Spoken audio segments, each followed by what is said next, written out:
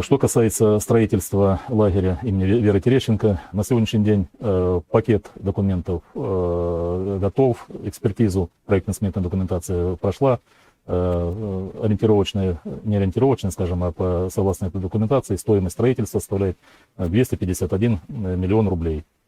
Есть соответствующее поручение губернатора Курской области, комитету финансов Курской области, комитету по делам молодежи, администрации района с тем, чтобы изыскать возможность и сделать все возможное для того, чтобы в этом году начать строительство оздоровительного лагеря.